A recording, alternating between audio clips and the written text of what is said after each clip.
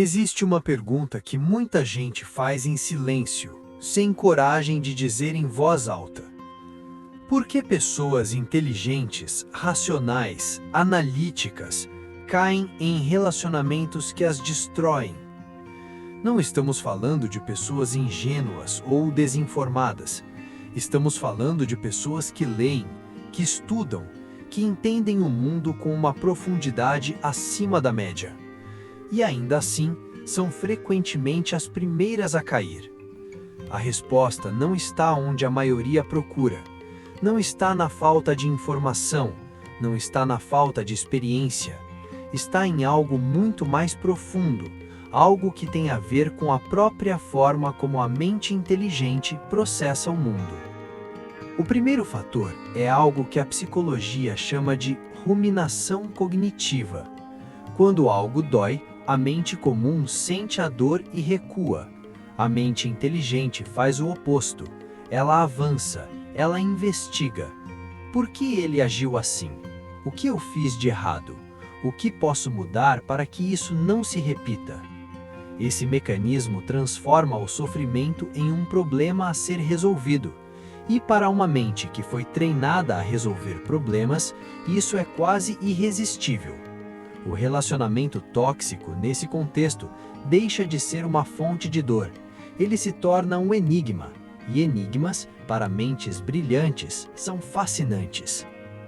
Mas há um segundo fator, ainda mais poderoso, que a neurociência só começou a mapear nos últimos anos.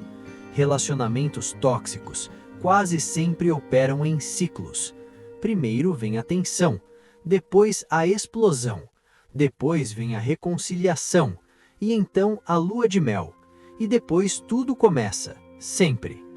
E o mais perturbador é que parte de você sabe disso, e continua mesmo assim. Para o cérebro, esse ciclo é quimicamente indistinguível de um jogo de recompensa variável. É o mesmo mecanismo que torna apostas viciantes, que torna redes sociais impossíveis de largar. A recompensa imprevisível é o gatilho mais poderoso que o cérebro humano conhece.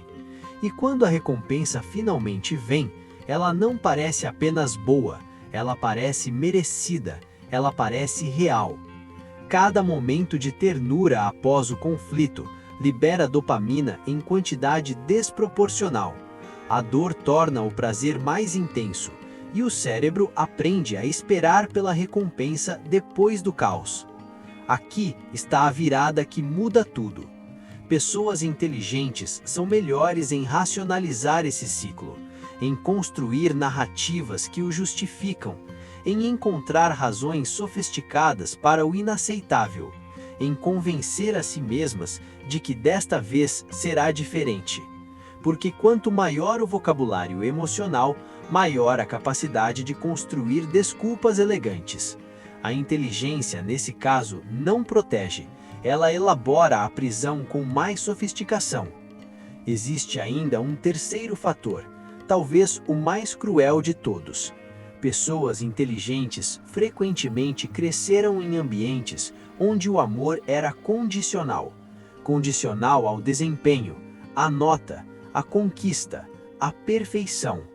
Quando você aprende desde cedo que precisa ser bom o suficiente para merecer afeto, o relacionamento tóxico parece familiar, parece quase como lar, porque a estrutura é a mesma. Trabalhar duro para merecer, nunca ter certeza se é o suficiente. Esse padrão tem nome, chama-se apego ansioso.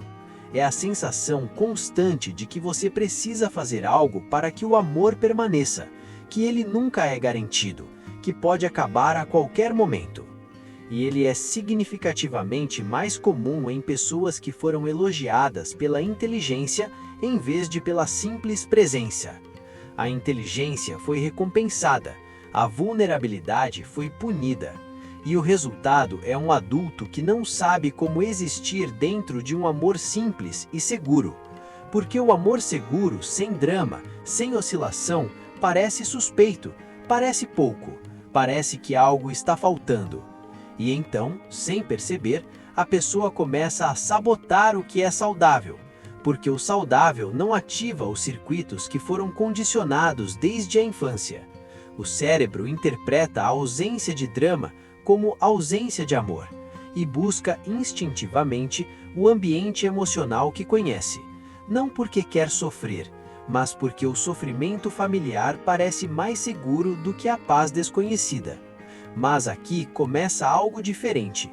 Aqui começa a saída. Reconhecer esse padrão não é fraqueza. É o primeiro ato de inteligência verdadeiramente aplicada à própria vida. Porque até esse momento, toda a inteligência estava sendo usada para fora, para analisar o outro, para consertar o outro. Nesse momento, ela finalmente se volta para dentro.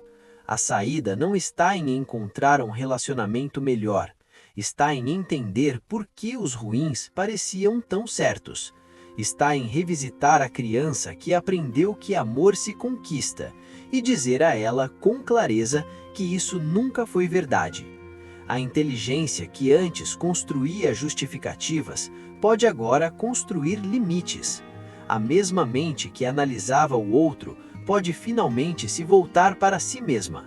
E quando isso acontece, algo muda em nível estrutural. Não é só uma decisão, é uma reconfiguração de quem você permite que entre na sua vida. Pessoas que saem de relacionamentos tóxicos, depois de compreenderem os mecanismos, raramente voltam, porque o encanto do enigma foi dissolvido pela clareza. E a clareza não precisa de drama para funcionar, ela simplesmente vê. E uma vez que você vê, não há como deixar de ver. Esse é o presente que ninguém te avisou que viria junto com o autoconhecimento. Ela vê o que o outro precisa, antes de ver o que você precisa. Ela vê os padrões antes que eles se instalem. Ela vê a diferença entre familiaridade e amor. E essa distinção muda tudo.